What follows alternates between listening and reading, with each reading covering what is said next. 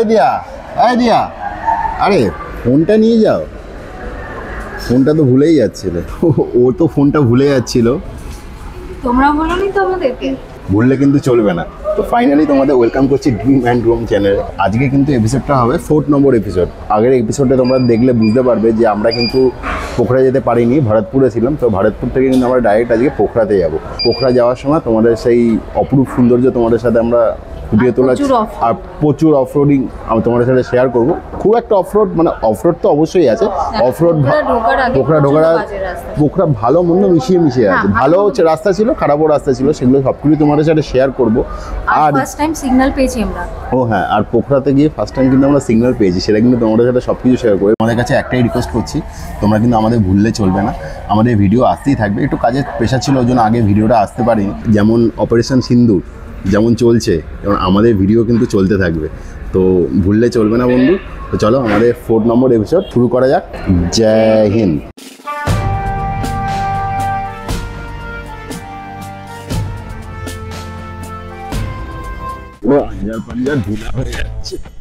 লয়টা না উঠতে পারছে না, এখানে মনে হয় আবার টায়ারের মধ্যে আবার খারাপ হয়ে গেছে। কি অবস্থা দেখো, ধুলো দেখো।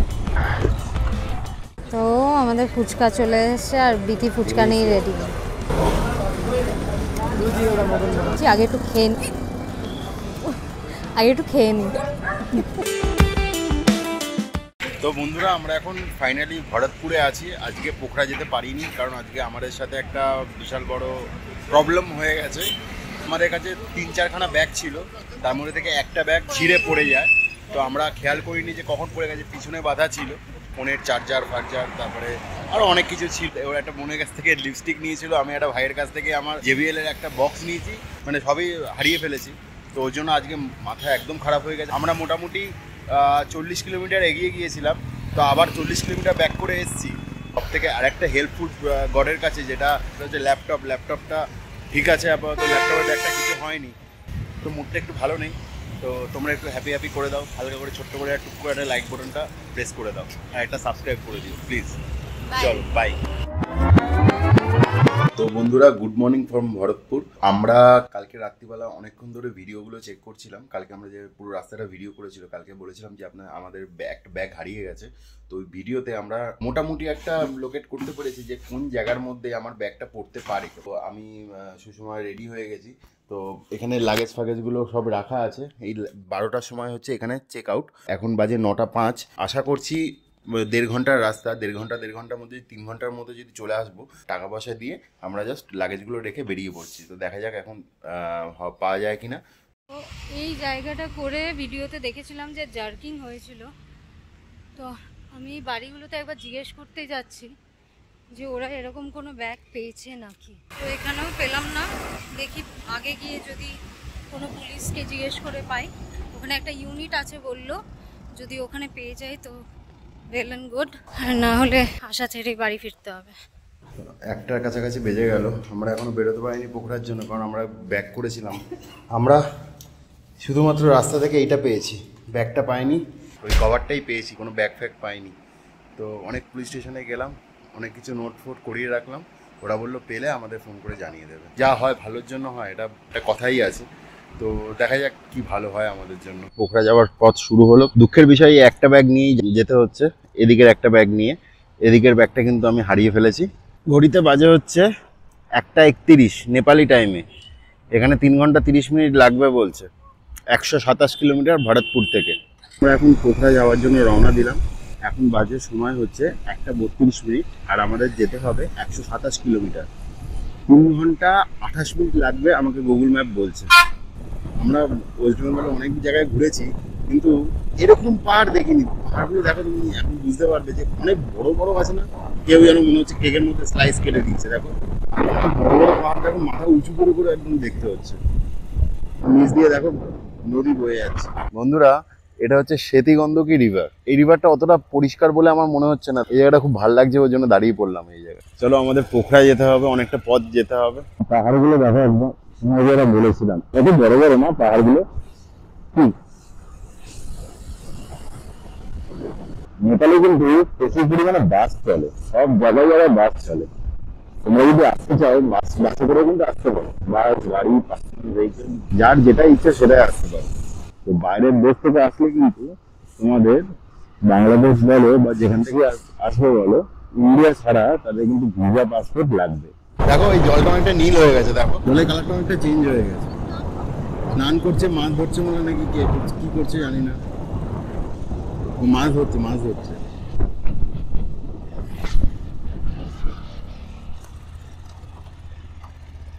দেখো একবার, ও ওরা মাছ ধরছে।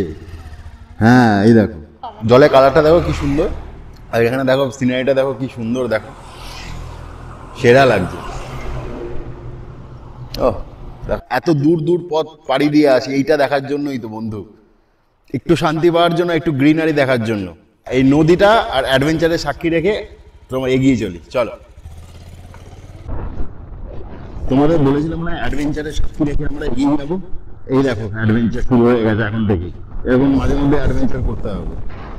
আবার ভালো রাস্তা পেয়ে গেছি, আর পাহাড়গুলো দেখো, পাহাড়গুলো একবার শুধু তোমরা দেখো, বুঝলেন কত বড় বড় উঁচু উঁচু পাহাড় মনে হবে, দেখো কত মাথা উঁচু করে দেখতে হচ্ছে পাহাড়গুলো। এখনো অব্দি বন্ধু পোখরা যাওয়ার রাস্তা কয়েকটা জায়গা ছাড়া এখনো পর্যন্ত খুবই ভালো। তো আগে এখনো দেখা যাক কতটা রাস্তা পরে খারাপ হবে। এখনো কিন্তু 80 কিলোমিটার যেতে হবে। এখানে ঘড়িতে সময় দেখাচ্ছে 2 ঘন্টা 25 মিনিট। এখন বাজে হচ্ছে ঘড়িতে নেপালি সময় 2 বেজে 40 মিনিট। এখানটা পুরো মেঘে ভর্তি হয়ে গেছে, নাহলে তোমরা দেখতে পাচ্ছ এখানে মাউন্টেন গুলো দেখতে পাচ্ছ তোমরা। ভাঙাচোরা রাস্তা দিয়ে যাওয়া শুরু করলাম। এখানে ল্যান্ডস্লাইড হয়েছিল তো ওর জন্য এখানে সারাচ্ছে। এখানে মনে হয় আবার টায়ারের মধ্যে আবার খারাপ হয়ে গেছে, কি অবস্থা। হ্যালো বন্ধু, এখানে রাস্তা খারাপ, যেতে হবে, চলো। যাক ভালো রাস্তা আবার পেয়ে যাবো আশা করা যায়। এলে হচ্ছে টিজার, पिक्चर अभी बाकी है मेरे दोस्त। पूरी पिक्चर देखने के लिए पूरा एपिसोड देखना पड़ेगा। 1 2 3 4 घूमना भी होगा।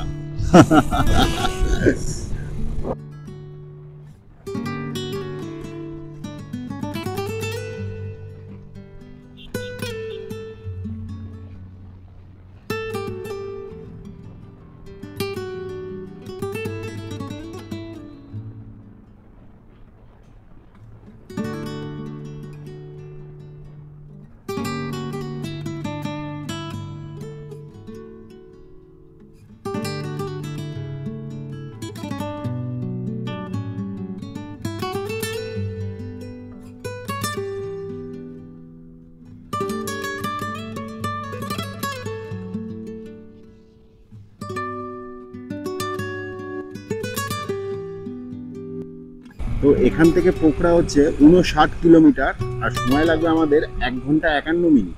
আর এখন বাজে হচ্ছে নেপালি সময় 3:52 মিনিট, আর ইন্ডিয়ান ঘড়িতে এখন বাজে 3:40।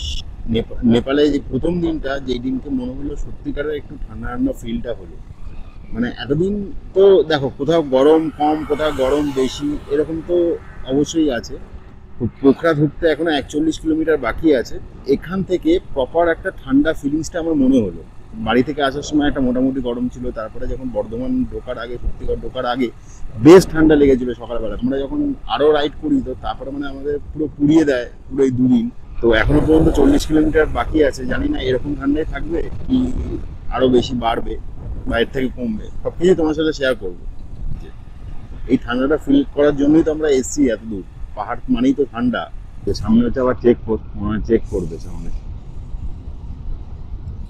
দেখি চেক করে নি। हाँ सर बोलिए। कहाँ जाता है? पोखरा जाना है, पोखरा। लाइसेंस बिल्कुल साफ है। ये देखिए এখানে চেকিং করিয়ে তারপরে পোখরা। এখানে একটা মন্দির আছে, এখানে দেখো ওখানে একটা মন্দির, এখান দিয়ে যেতে হয়। এখান দিয়ে হচ্ছে মন্দির यहाँ पर। ওকে ওকে থ্যাংক ইউ। দেখো এখানে কি সুন্দর গ্রিনারি রাখছে, পুরো গ্রিনারি একদম, পুরো এখানে পুরো ধান চাষ হয়েছে। এখানে এই পাহাড়ে প্রচুর জিনিস চাষ হয়, শাক সবজি ধান। এখানে রাস্তা কিন্তু খুবই খারাপ, রাস্তা তৈরি হচ্ছে এখানে। কি ধুলো রে বাবা, দেখো জেসিবি দিয়ে কাজ চলছে রাস্তাটা। আর কদিন পরে না এই রাস্তাটা খুব ভালো হয়ে যাবে, কয়েক বছর গেলেই রাস্তা পুরো একদম দারুণ হয়ে যাবে, যেরকম আগের রাস্তা ছিল সেরকম রাস্তাই হয়ে যাবে। তো দেখো আজকে ফার্স্ট ব্রিজ আমরা পেরোতে চলেছি, এটা হচ্ছে মাদি রিভার ব্রিজ। দেখো এখানে ব্রিজের কাজ চলছে, অনেক বড় হয়ে যাবে ব্রিজটা, দারুণ কানেক্টেড হয়ে যাবে পুরো।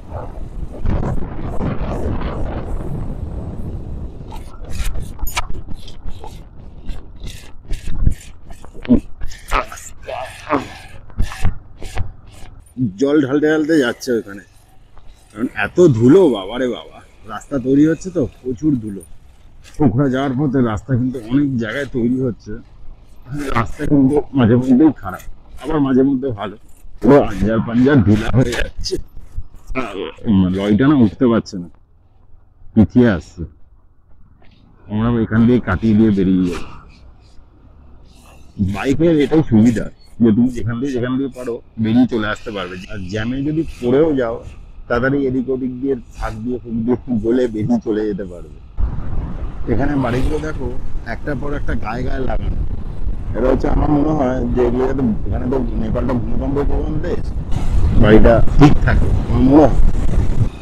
দেখো এখানে মনে হচ্ছে আগুন ধরেছে, ধোঁয়া বেরোচ্ছে। হ্যাঁ আগুন ধরেছে। এখান থেকে পোখরার 14 কিলোমিটার বাকি।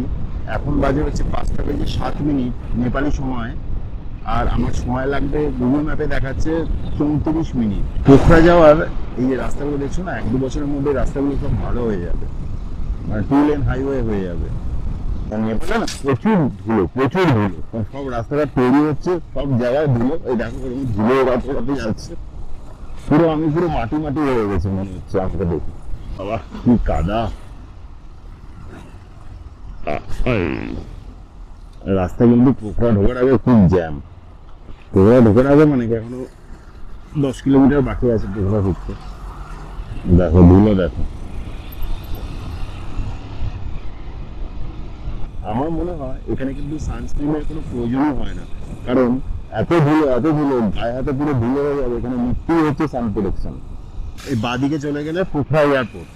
নেপালে আসার অনেক রকম কানেক্টিং রাস্তা আছে, তোমরা বিহারেও আসতে পারো, তোমরা এনজিপি হয়েও আসতে পারো, বাই ফ্লাইটেও আসতে পারো। অনেকগুলো কিন্তু কানেক্টিং রাস্তা আছে। আর এখানে নেপালে তোমরা একটা হচ্ছে ভালো জিনিস, সব জায়গাতেই মানে ম্যাক্সিমাম জায়গাতে তোমার বাস সার্ভিস কিন্তু অ্যাভেলেবেল আছে। এখানে প্রচুর বাস চলে, সব জায়গায় বাস চলে।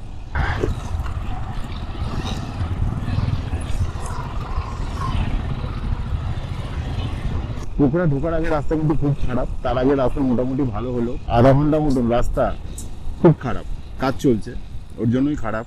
হয়তো আরো 1-2 বছর পরে এলে তাহলে হয়তো রাস্তা ভালো হয়ে যেতে পারে, কিন্তু এখন রাস্তা খুব খারাপ। ওয়েলকাম টু পোখরা দিয়া, তোমাদেরকেও ওয়েলকাম করছি পোখরাতে। এতক্ষণ পাশে থাকার জন্য ধন্যবাদ বন্ধুরা। আমরা কিন্তু পোখরা শহরে এন্টার করে গেছি। হ্যাঁ এটা সিগন্যাল। ফার্স্ট টাইম বিহারে আসার পরে, মানে আমরা ওয়েস্ট বেঙ্গল ছেড়ে দেওয়ার পরে ফার্স্ট টাইম আমি সিগন্যাল দেখলাম। দেখো সিগন্যাল দেখো, এই দেখো সিগন্যাল এখানে।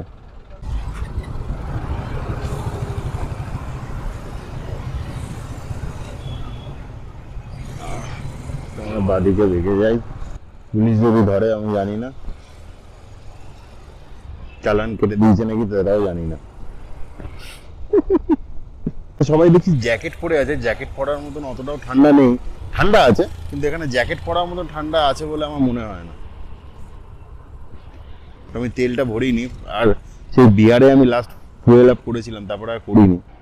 দেখো তো এখান থেকে স্ক্যান করে দেখো তো কি দেখায়, দেখো তো এখানে হচ্ছে দেখো তোমরা, আমরা গুগল পেতে পেমেন্ট করছি, 2471 টাকার তেল দিচ্ছি। এখানে লেখাই আছে 1544 টাকা 38 পয়সা হচ্ছে ইন্ডিয়ান মানিতে। তো এটা আমি পেমেন্ট করলাম। হারিয়ে গেছে বলে দিয়ার কিছু কসমেটিক্সের জিনিসপত্র কিনছে, ব্যাগটা হারিয়ে গেল, ব্যাগটা আর পাওয়া গেল না। এই দেখো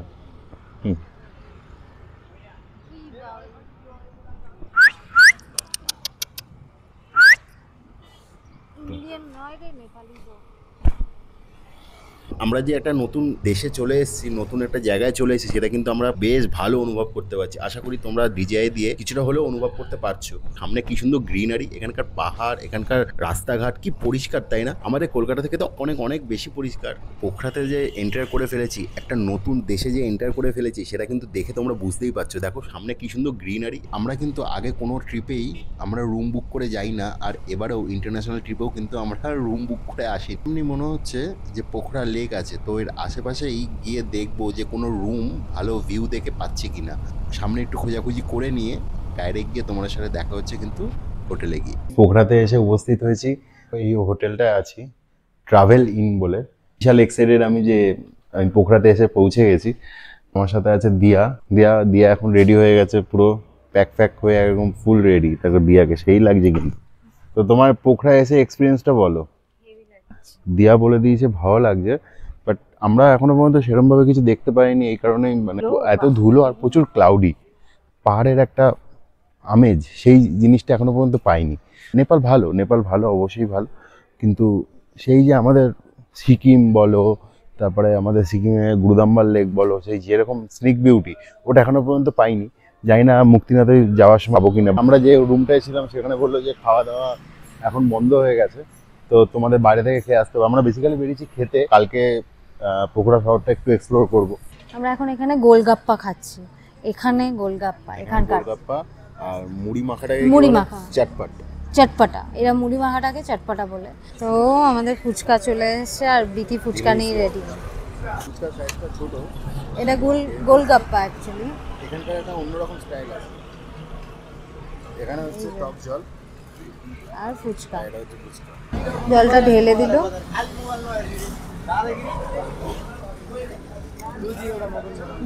ভালো ঝাল আছে, ভালো আছে, অন্য টাইপের। ট্রাই করে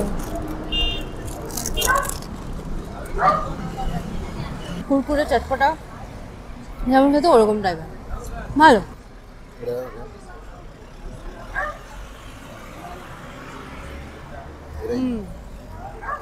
জলটাই চটপটা। তো এরপরে আছে বিকির মুড়ি, সেটাও দেখাচ্ছি। আগে একটু খেয়ে নি। আর বিকি এখন খাচ্ছে ঝাল মুড়ি।